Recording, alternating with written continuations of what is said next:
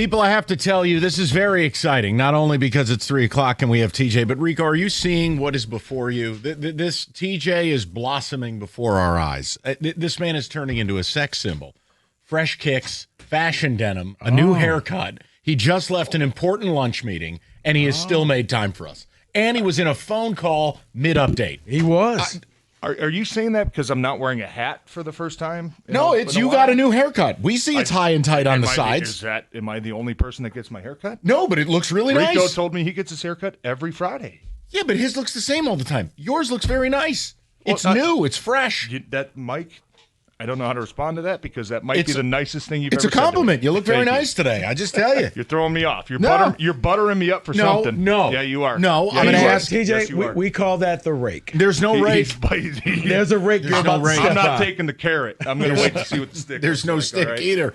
I want to ask the critical question to bat leadoff before we get into serious matters because I think TJ can shed some light on something.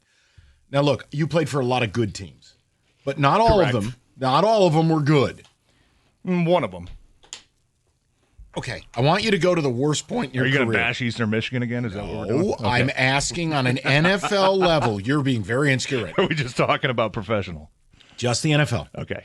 I want to understand, because I'm trying to explain to people how bad the Giants are. And, it goes beyond the numbers. But when you're in a locker room, whether it's your friends who you've talked to around the league who put themselves in some terrible situations, it doesn't matter the money you're making. You can't win. You know the team's trash. Your best players are hurt. What the hell is the mindset in that locker room? Because you can't half-ass it or you'll get killed out there. But, what is coming to town with the Giants? Explain what's in that locker room mentally. Because it's hopeless. Gosh, that's a good question. And I can only speculate because I don't want to bring up the Green Bay years, but that was 8 years, made the playoffs every year. My first year in Detroit, 9-7, we were right on the cusp. Yep, you were good. So you never had that really month of December where you're just like, ugh.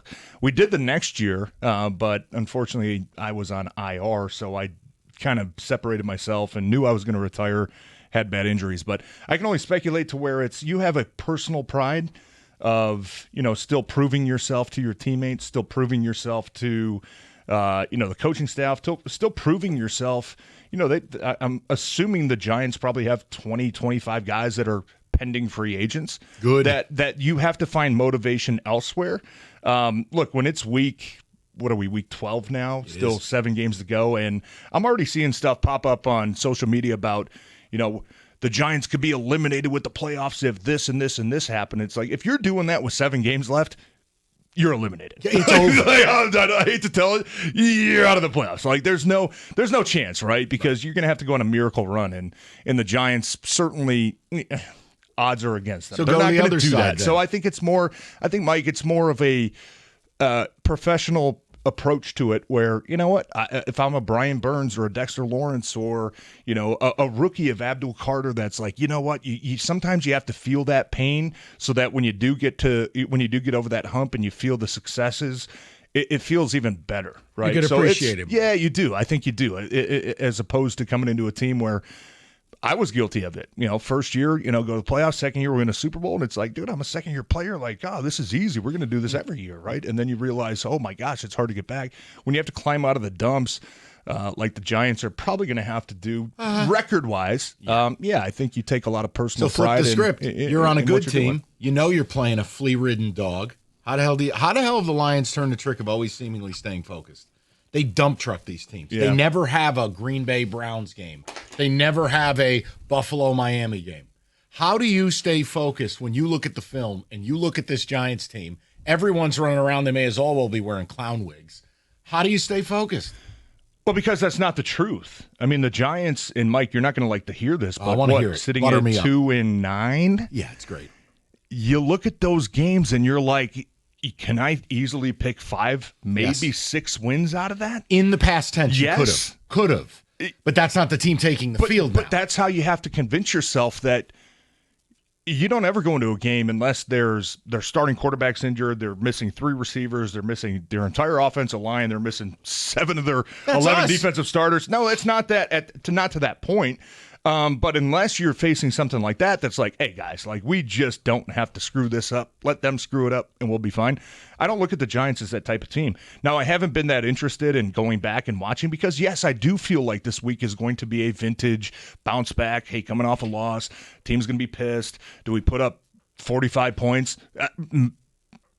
Probable, I feel like that's how it's going to go. But if you're in that meeting room and I'm trying to put my headspace back there, you look at it and I'm looking across. If I'm Taylor Decker and I'm like, Kayvon Thibodeau, I know he's been hurt, but Abdul Carter, I know his stats aren't there, but kid's got a lot of talent. Brian Burns, what does he have?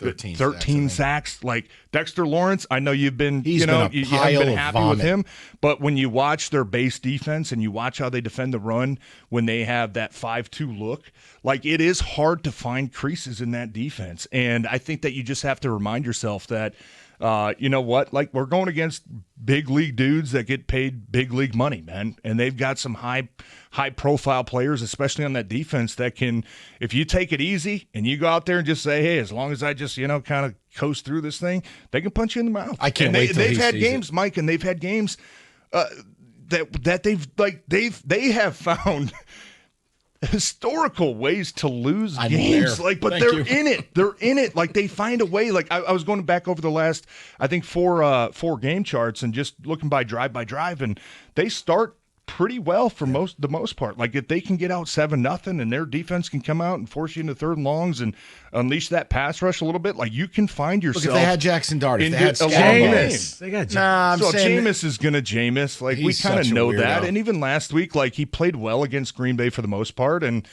I don't know if that interception was necessarily on him. It looked like the receiver kind of gave up on the route. But then even the last play where it's like, dude, you can't hold the ball for 12 seconds. Like the pass rush is going to find a way to beat you, but Jameis is going to find a way to Jameis. And look, I look at this game and why I haven't had much interest in it because Green Bay's on deck.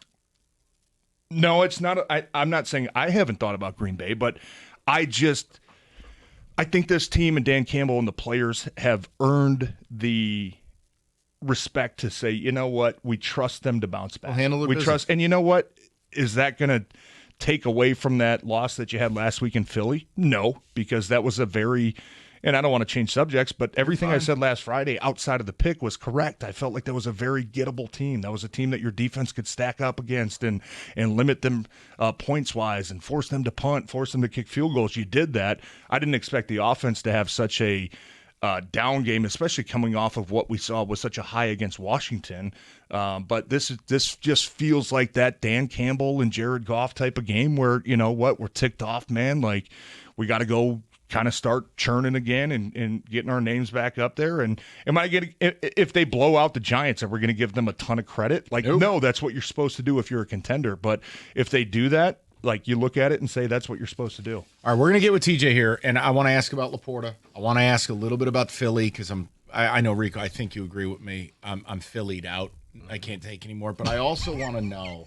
No, it's just you can only do so much. It's one game. You put it in the rearview mirror. We move on. No, I'm with you. But I want to know how you prepare for two games in that 96-hour window. Is that you're getting ready for the Giants, but you got to have one eye on the next team. We'll get to that next, okay? 248-539-9797. If you want to call in, if you want to compliment TJ on his haircut, it's all available to you.